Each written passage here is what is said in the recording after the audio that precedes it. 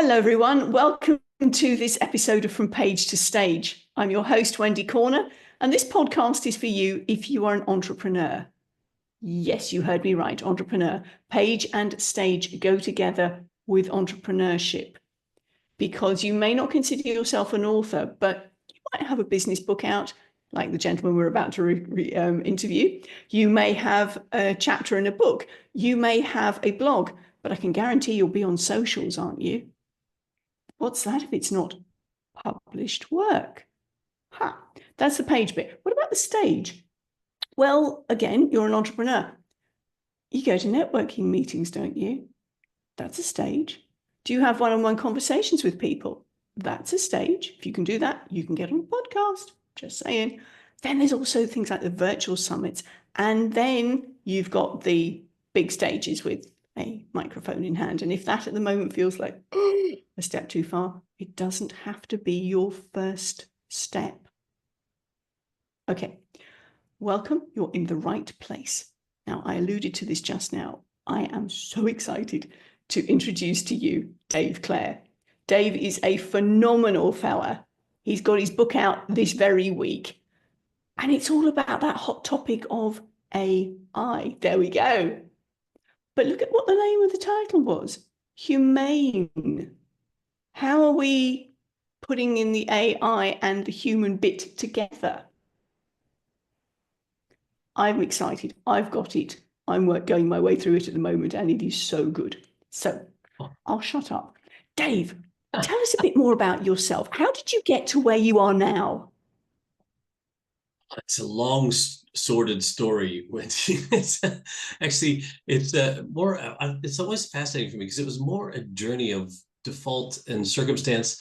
Maybe it was design. I'm not sure, but so I've been doing leadership 25 plus years, or been in leadership roles or coaching, training, developing in a leadership capacity, and it kind of all sort of started. I don't know if it's this nature nurture argument that can go on, but I had really, great parenting. Both my mom and dad were heavily involved volunteer organization wise, and they'd learned a lot about leadership through community service and kind of rubbed off on me, I guess. But when I first started my career in banking and finance as a young lad in Australia, I'm born in Canada, but my family moved to Australia when I was a teenager and started my working career here in Australia.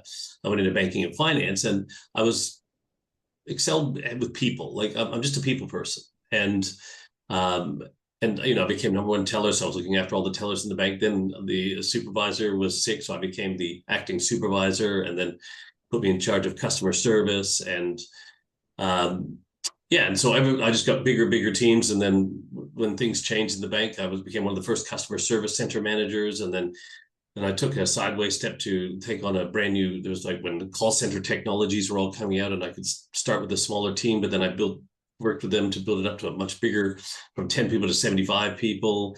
And then, so I've just always had these leadership roles, and I've been a practitioner of leadership for 25 years. So I'm not a theorist or an academic. I've not done any formal studies per se around leadership. Everything that I've learned from leadership has been working with some of the most amazing leaders in the world, Wendy, that most of us wouldn't know who they are unless we had the privilege of working with them, like I had. And then I had a chance to foray into just purely doing leadership. Instead of like leading teams in organizations, there was an opportunity in Papua New Guinea to be a leadership development consultant for an organization over there, Right. where expatriate managers and leaders of it happened to be another bank, but this was purely, my role was to be a leadership development consultant, take a leadership development process and work with the national and expatriate managers to take them out of the 60s and 70s into the modern 90s of leadership and management. Yeah. And really had my first foray into just doing that as a whole career. Left there for unfortunate reasons. It just became too dangerous a place to raise children, but then moved back to Canada and got my license with an international organization where I really started my first business doing personal and organizational development, and built my own team. And then things, life threw some challenges at me, and I lost half my business, and then Global Financial came along and took another half of that business away. And I learned so much about leadership and business from those things. Then came back to Australia in gosh, it would have been 2009 when my dad's like, what crisis? And came back here, rolled my sleeves up, got back in the trenches, leading some organizations, turned 2 organizations around. And because I had this ability to do these things and with people. And then I wrote my first book, Simplified, and then started speaking and traveling, and yeah, and then started Circle Leadership 7 years ago. And now we have clients all around the world. And here I am leading an organization that evolves the world of work and is trying to create a world where work positively impacts people on the planet, and writing books that I never thought I'd do. We're going to come on to that one in a minute. Yeah. I've got a concept for you. I'd like to ask your thoughts on this. I've heard it on a couple of from 2 people now, that leadership is caught, not taught. What are your thoughts on that? Yeah, absolutely. Because like actually, a buddy of mine, he said that to me just recently. We were walking in a reserve, really cool story. I was walking through a little reserve thing where when he's back in town, we go for a walk, nature walk, and there's no rubbish bins or anything in there. And there was this plastic bottle and a tin can in there. I'm like, oh, so I picked them up. It was really early. Then one shoved them in my hoodie pocket, and we just kept walking around. And we were just talking about that. And I said, it's difference between ownership, accountability, and responsibility is, I didn't own it. It wasn't mine. It's not my nature reserve. I wasn't accountable. I didn't throw it there, but I was responsible. I could do something about it. And then the very next day, he was back out there going for another walk, and he sent me a photo of him shoving a bottle into his hoodie. And he said, attitudes are caught, not taught. And leadership is all about attitude, not behaviors. Skills, people think it's all the skills, but it's all about how you think. Right? To me, it's how we think determines how we act. So yes, to your point, yes, attitudes or leadership is caught, not taught. It's what we see in action, right? So it's, you can tell people and you can do all the things you want from a leadership point of view, but what are you showing people? Yes. Yeah. So good. Thank you for that, because as I said, I've heard that from a couple of different sources now, and I thought it'd be great to get your take on it. Yeah, okay, I never heard it expressed that way, but I was, for me, I'm like, oh yeah, that's absolutely. It was just, yeah. Yeah. Well, I mean, we model, don't we? We model the people around us for good or ill at times. So yeah, beautiful. Okay, so I want to take you back in time. Okay. This is from Page to Stage. Now, you mentioned that you've had a second book out. Was there a writing period before you put pen to paper and was a published author? I mean, were you a writer in school? Did you journal? Tell us about your writing journey. Yeah, the only writing I did in school was writing lines for being naughty in class. Remember back in the days where we had to sit in front of the board and write, I will not misbehave in class. I will not. And I got so good at it, I would just draw a big line down there for the I, and then the L's I would do it. And I would actually get it all done. So I wrote my 20 lines all at once, and I'd be done, and I'd be out. That's my writing journey. I was never a writer. For me, I'm kind of like almost addicted to it now, but I was always a talker, a speaker, right? And so for me, it was always speaking was the thing. And so if I had the choice to either sit there and write something or talk, I'd rather stand in front of a group of people and talk about it. So my writing, I didn't journal, didn't do any of that stuff. I certainly journal now. I've got 3 journals. I just bought a new one for next year, like here. And so I've gotten into this stuff, but I was never, no, it wasn't my bag. No. So you've done Stage to Page and then back to Stage. Very much so. Yeah. I'm sorry, I did it the opposite. Well, that's the thing. Yeah, I mean, some of our guests have done just that. They've been speakers, and then people have said to them, have you got something I can take away? Oh, right. Yes. Yeah. Hang on a minute. I need to write a book. And that's where the books come in. And they, as I said to you in the intro, they come together. So, yeah, beautiful. Yeah, your first book came out when? So the first one, 2017, but it's good. So 2017 is when I wrote Simplified. But I'd been asked for like 10 years, are you going to write a book? Are you going to write a book? And you're going to write a book? And I guess I got to a stage where I'm like, no, because I did not want to be another Me Too author. Like there was already how many books on leadership? And until I had my voice clear and my message clear that I wanted, that was my unique message to the world, I could have written a book on leadership years before. But Yeah. You know, and then we'll get into this now, but there's two reasons why you write a book, right? One, you want a very expensive marketing brochure, or two, you have a voice, you have a message, then it needs a greater voice or a vehicle to get it out to more people. And I didn't have my voice clear at that stage, or my own unique voice. And I didn't want to just be another Me Too author, which what to be. But once I got my voice clear and like, oh, now I know exactly why I'm here, what my message is around leadership and what I want to do, book was a natural choice for me. Yeah, so exactly. Yeah. And that's the thing, isn't it? That when we are clear on what we've got to say, it doesn't matter if there are other people in the same area, same genre, because we bring our own unique take on that. Right. And that's not what everybody I wanted my likes unique. tea. Yeah, I wanted my uniqueness. I didn't want to be just another Me Too author. Beautiful. So it's great to be like, I don't know how many new books on leadership there are made every day, but it's crazy. But I wanted to have my own. I agree with that. Yeah.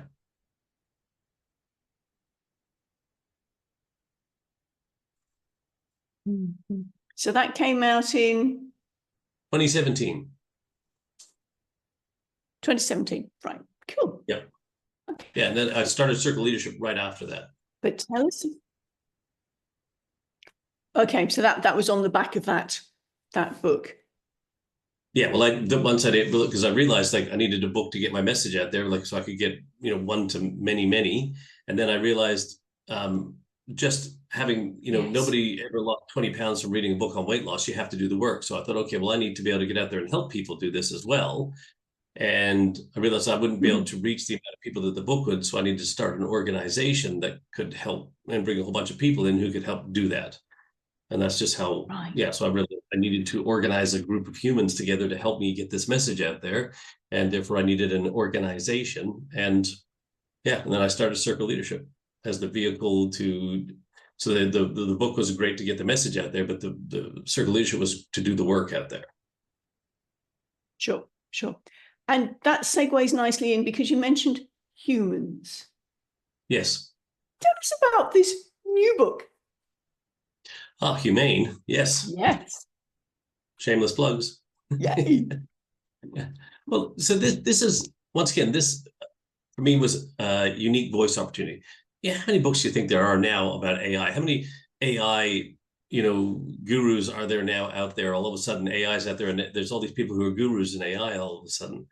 And so it was about September last year. I was at the Global Entrepreneur Congress, and I was talking to a bunch of young entrepreneurs there about automation and AI and all this. And everyone's telling me about how it's going to improve processes of productivity and profitability and competitiveness and all this. And every single person I talked to was talking about the same kind of thing. Not one single person's talked about this through the lens of people and culture and what it means to people and what it means to be human in the workplace. What's that? It's all the things it's going to take away from us, not what it's necessarily going to give us or how it's going to impact us. And I thought, well, I've been doing leadership and culture and stuff like that for 25 odd years. I have I'm an ambassador for the Global Company Culture Association, so I have some take on culture.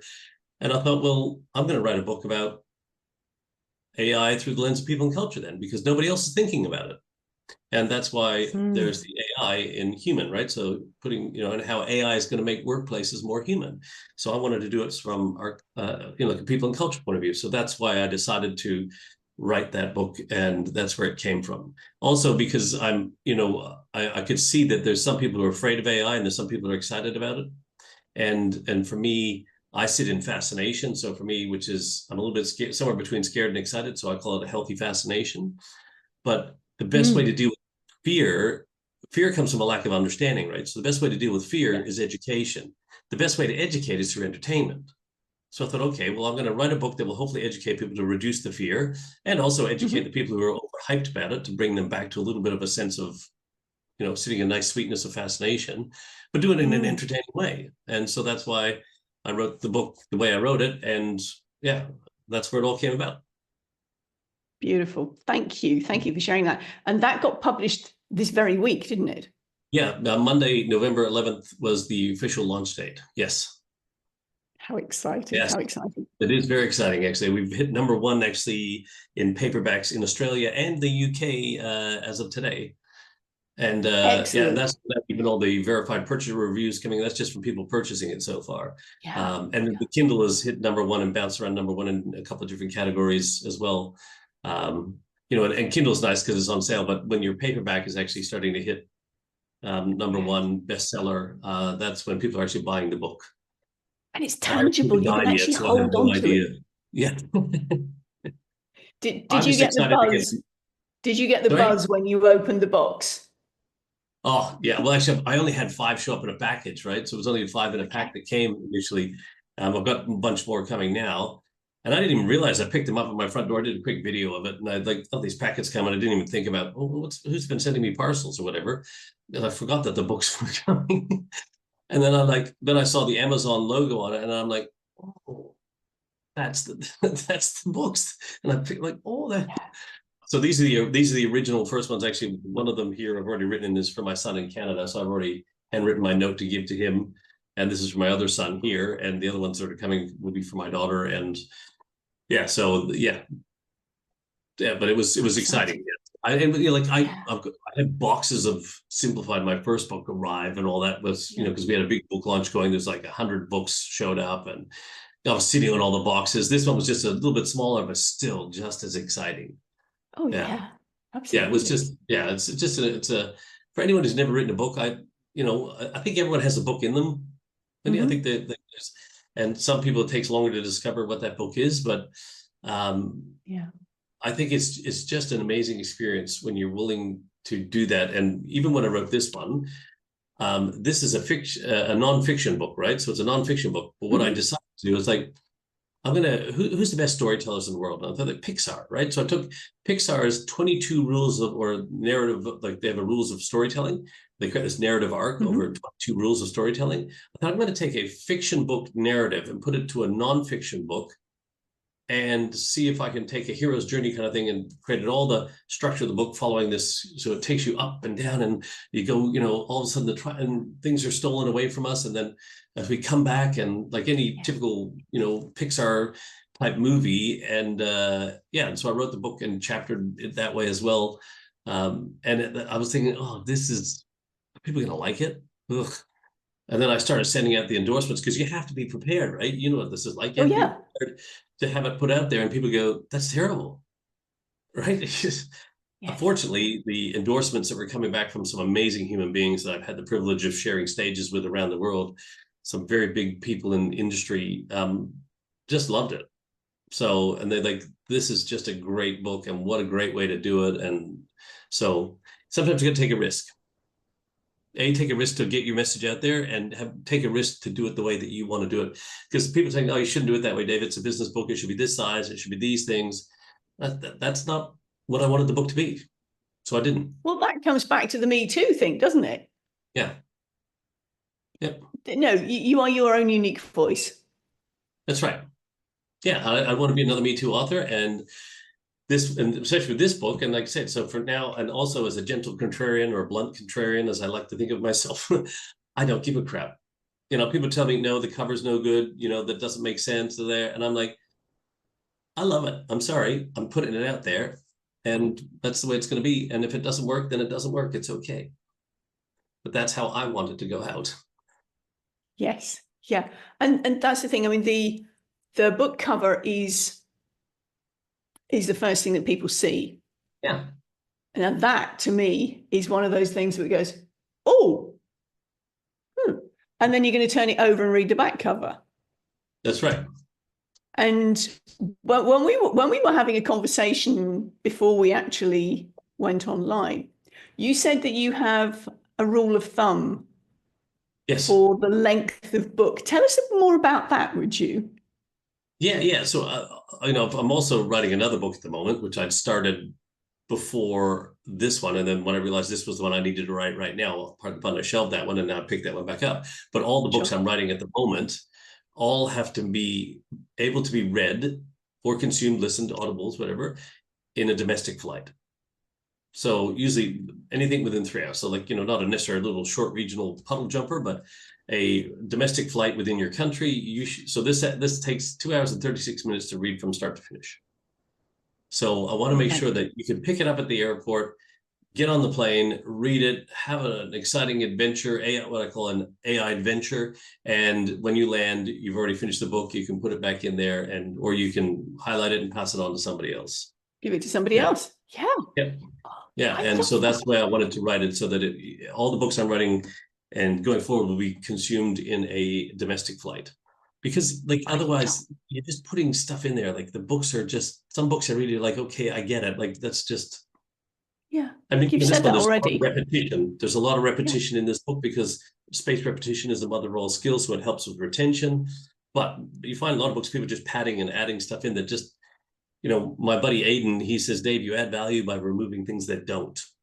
That increases the value of what's there, right? So, yeah, so that's my rule of thumb writing books, is it have to be consumed within a domestic flight.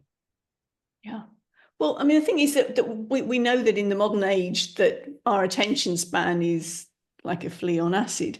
And so if you don't grab people's attention and hold it for a short period of time, I mean, we all know about the too long didn't read. And the stats are that people very rarely get past page 18, let alone finish it. So with those things in mind, if you can build that in, and I love the idea that it's a short, value-packed read. Yeah. Brilliant.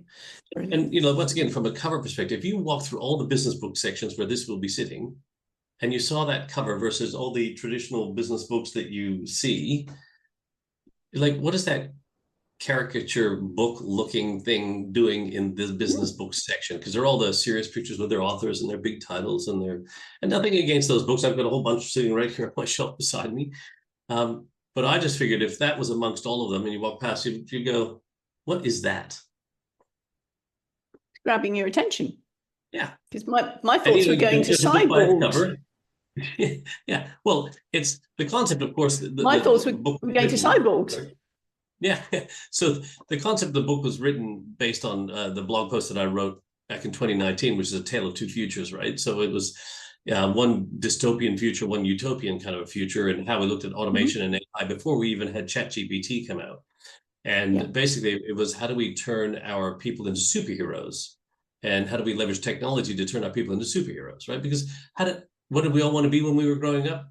A superhero of some sort, right? And I think that the whole point of writing this was to show people that, hey, you can either look at it as Terminators coming to overpower the human race in your organization, so a technology to overpower humans, or a human powered by technology to save the world. And that's your world. And so this is kind of like half human, half superhero. So human and technology working together. Now, AI is not a robot. AI is a bunch of algorithms and technology and stuff like that. But so that's where people are saying, but Dave, that AI is not a robot. It's just not a robot. It's a mask. It's a superhero. Half of your, that is your technology that you have. There's you and the technology working in partnership to be a superhero. So. Yeah. Brilliant. Yeah, so I just wanted to create also so it would stand out in a traditional business arena. So definitely, books, it's eye-catching. Yeah, it's catchy. You can read it in less than one domestic flight, and it's structured in a simple way. Like when you're, like each chapter, there's quotes. There's at the end of each chapter, there's like a set of reflective questions based on the content you just went through. So. That's my rule of thumb, though. It's that make it easy for the reader to consume, and they'll want to read more of it. Because to your point, like after 18 pages, you're going to go and you imagine if you just get to 18 pages and you go, there's like 500 pages still to go, and you're like, oh my god. Yeah, I read one author's book when I was younger, and I picked it up, went in the first chapter, and said, this is doing my head in. I can't do this anymore. And I put it down, and he's one of the most famous gurus in the world today, and I'm just like. Even when he was first starting out, I couldn't read his book. I'm like, this is, So I didn't want to be that. And it's also the style, because I suspect that when he was first writing, we were very much still in the academic style of writing. Yes. But nowadays, people want conversational style. Yeah. My favorite author of all time is Tom Peters.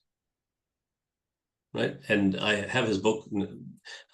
He came to Perth here and he graciously signed it for me. Reimagine was one of his books. But I remember having him seeing him in an interview. He was somewhere in Asia doing a big speaking gig, and one of the ladies there came up and said, "It's not a very well written book." And he said, "I'm a best-selling author and not a best writing author." Nice. Nice. I like Tom. That's a good one. He That's said, a he really said good like, one. I'm a best-selling author, not a best writing author. I never professed to be a writer, but I can sell a message. Yes. And he's Yes. written 20, 30 books, and yeah, so.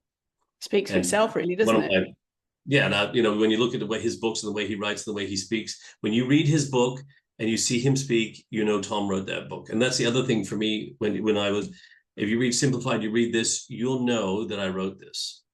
Because when you speak with me and you read this, you go, it's full of corny dad jokes, pop culture references, written in a very conversational tone, a bunch of contrarian views, little sarcasm in there, a little clever wit.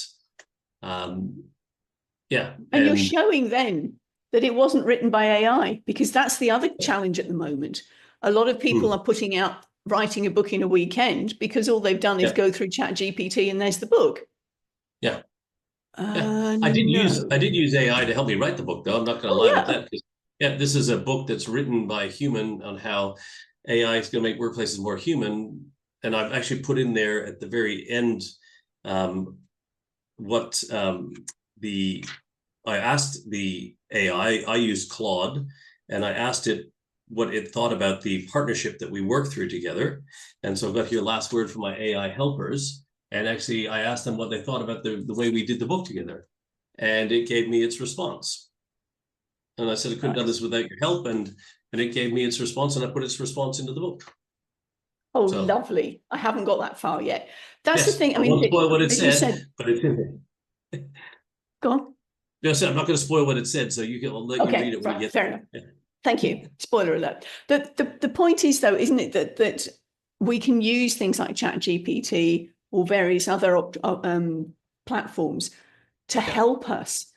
But the issue is, if you simply put out under your name what AI has produced and you don't go through it carefully, you find there's the styling difference. It's not necessarily your voice. And it's pretty obvious, frankly. Because if you, as an author, get up to talk about your book, which, let's face it, you need to, because the book is one thing, but the more you speak about it, the more it develops and goes on from there. If you, as you said earlier, if your voice on stage and in conversation with you is not the voice in the book, then people are going to go, lost trust. Oh, absolutely. And that's where the relationship ends. Yeah, and that's right. And you lose the relationship with the, so we talked about the reader. So go ahead. Yeah, go ahead. Sorry. Sorry. So we've talked about your writing. Yeah, no, I'll just say that you're there's a slight lag, so that's why. Yes, I apologize if I'm talking over you. Just for me, yeah, it was just like you say, like that relationship with the reader is so important, and I just wanted to highlight that you made such a valid point there. Anyone listening to this, please, I wrote this for one person, right? That's the reader, right? And that's and so the relationship with that one person is the most important relationship at all. And if they then ever speak to me, see me, meet me, and they then question whether actually that relationship was valid or not, you've totally lost their trust if it wasn't. So even though tens of thousands of people may get a copy of this, I wrote it for one person, that one person who's reading it right now. Right? And you've got to remember, when you think about that, it's not like, oh, it's 10,000 people. No, every single one person this book was written for. And I value the relationship with each one of those people. And if they ever thought, and I put in here when I used AI, and I put in there and I've put AI's responses in and do the things. And but yeah, I just really think you made such a valid point that we can't just skip past that. Please, if you're writing a book, you cannot compromise your relationship with the reader. Definitely. And following on from that, there's also, as you're speaking about it, the audience that you have in front of you, whether it be down a camera lens like now, or whether it be on a stage with real life people, you're speaking to one person. Yes. So that everyone in the room feels that, oh, he's speaking to me, and you're special. And that's the art of presenting all your material when you're on stage. Do you remember the first person you ever saw speak on a stage? Oh, now I think it was probably Tony Robbins, actually, from a big name anyway. And yes, I saw Zig Ziglar. Oh, jealous. He came to Perth. He came to Perth back in 1990, early 90s. Wow. And at that moment, when that man, there was like 5,000 of us in the old Perth Entertainment Center, it was packed. And, you know, there he is with this big Texan drawl, Zig Ziglar, and it's like, I want to tell you. And like he's talking, and I'm just sitting there like it's just me and Zig Ziglar in this room. I'm like, oh my God, this is amazing. Like, you know, and like I just felt like it was only me and him in the room. And I said, your ability to connect with one person. And so when I do speaking now anywhere in the world, people are like, how do you, like, I've heard, like, you know, did a keynote to 450 people just recently in Florida, like, and I showed people all the room, like, oh, to get nervous. I said, I'm only speaking to one person. What do you mean 450 people? And I'm like, I'll actually lock on to one person and I will speak to them. I said, yeah, but then you're ignoring all the 449 other people. I said, no, I'm having a one-on-one conversation with this person and 449 people are listening to it. And then I go have a one-on-one conversation with this person. Then I go have a one-on-one conversation with that person. And so, which is why I never stay on the stage. I'm always out in the audience in the crowd, and I'll walk right up to people and I'll share a point with them, and then I'll move on to somebody else, because I'm having a conversation. I'm not talking at people. I'm having a conversation with people, one-on-one. Yes. Yeah. And it's the same way I believe in when I wrote the book, or any book I write, that I'm just thinking about that one person that I'm having a conversation with. Yeah. So powerful. So powerful. Thank you for sharing that. So you've alluded to the fact that you do keynote work. Now, yes. You do workshops, facilitation as part of your leadership circle? Coaching, facilitation, workshops, seminars, keynotes, webinars. Yeah. So you do the whole gamut. You do the whole gamut. And so would you agree that there are core skill sets required for each, but they are subtly different in the different arenas that you're in? Oh yeah, absolutely. I think, speaking on a stage to 450 people or talking online to 450 people is subtly different to doing coaching versus facilitation. Like when you're coaching or you're facilitating, you never answer a question, you never give an opinion. Your job is to guide conversations. When you're coaching, you're doing something different. When you're mentoring, when you're speaking. So it depends what role or function you're playing and the format in which it's being presented in. You've got to be able to style flex for all those things. Yeah, beautiful. Thank you. Thank you. So we've talked about your page. We've talked about your stage. We've talked about this brilliant book that you've just got out. Thank you. I'm going to ask you, how do you embody your words when you take them from page to stage? How do I embody my words when I take, like, from what I've written to presenting? Yeah. Well, it's such an easy answer in my head, so I'm trying to think, that can't be the answer. For me, it's because the words that are here are the words that are in here. And so when I take what's from the page to the stage, I certainly, like when you're presenting, I can't present every single aspect of the book, but I'll take out the key components and various other things. But for me, I know my stuff and I love my stuff and I organize my stuff and I share my stuff, right? So like I don't speak about stuff I don't know and stuff I don't love and stuff I haven't well organized for the intended audience. And so for me, it's, how do I take it from page to stage? Well, I share the message, but once again, depending on time frames, what's the most important things, keeping it limited to, I think people can only consume kind of like 3 key things at a time. So what are the 3 key points? What aspect do you want to do? How much time do you have? But I don't, like say, me writing it, me speaking it, I'm obviously a little bit more dynamic when I speak. I'm I'm not a microphone guy. I'm a headset guy. I'm out there. I fully embody everything that I speak about. And yeah, just for me, it's if you're true, I'm as authentic on print as I am in person. And so I take the same thing from page to stage and stage back to page. It doesn't.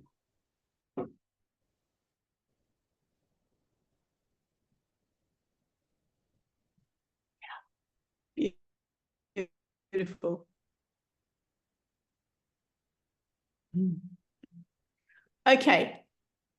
Have you any final words of wisdom for us? Yeah.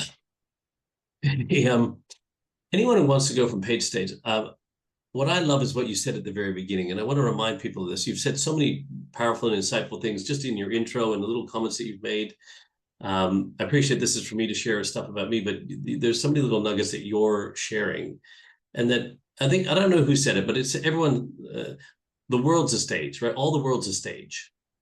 I don't know, it was Barnum and Bailey or someone, I don't know, one of the circus guys, like all the world's a stage. You, leader, entrepreneur, doesn't matter whether you're running a meeting, having a sales call, writing a book, standing on stage, don't care.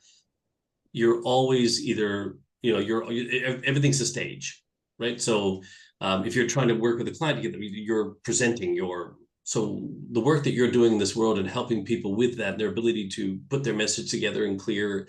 I'm never going to be speaking in front of people. I'm never going to be public speaking. I'd rather die before public speaking. Well, you're public speaking all the time, right? When you're talking to your children, you're public speaking. When you're, it doesn't. You ever had to get up and say a speech at a friend's birthday party? You ever gonna have to get up and be a best man or bridesmaid or a groom or whatever at a wedding? That's a stage. Stages are all part of life. And so the ability to articulate your message clearly and forcefully and in a way that grabs people, words matter and the order of words matter. When we work with our clients, we always say that words matter and the order of words matter. We've gone through and we've bastardized so many words in the English language that we get back to the root and the pure essence of words. That my message to people, words of wisdom would be, all the world's a stage. Words matter and the order of words matter. And please understand that the road to significance is paved with inconvenience. Right? So if you want to achieve something significant, it's going to be inconvenient to do it. It means you're going to have to be willing to put something out there and have people go, that's crap. And they go, okay, great. Thanks for your feedback. And then put it back out again. Go, well, it's not great, but it's better than it was. Okay, great. And put it back out again. And it's going to be inconvenient whether you're speaking. My first speaking gig was terrible. When I look back now, I thought it was pretty good then, but I look compared to now, back to then, I'm going, even my first videos, I look back to them and I go, oof. So just get out there and do, because the road to significance is paved with inconvenience, and it will be inconvenient to achieve. But if you want to do something significant with your life, with your business, with your family, with your partners, there's always going to be inconvenience along the way. So get out there and don't be afraid to put stuff out there. The world needs to hear everyone has a voice, everyone has a message. Oh, love it. Thank you, Dave. What into this book. Thank you. Now, audience, there's a special on this week. If you get in and get your book ordered before what's the cutoff date? 15th, November 15th. 15th, November 15th. Yes. This podcast is going up on the 14th. /14th, depending on where in the world you are. So yes. Yeah. Get on. Catch it. Make the most of your significantly discounted. I mean, it'll still be available after the 15th. You'll just miss out on a big discount. That's all. Oh, yeah. Yeah. So much value. So much value. Grab it. Grab it. Okay, folks. This has been From Page to Stage with Dave Clare. Thank you so much. Thank you for having me on the show, Wendy. It's been an absolute treat. I think what you're doing is phenomenal, and I really appreciate you allowing me to share my passion here. So thank you. for us.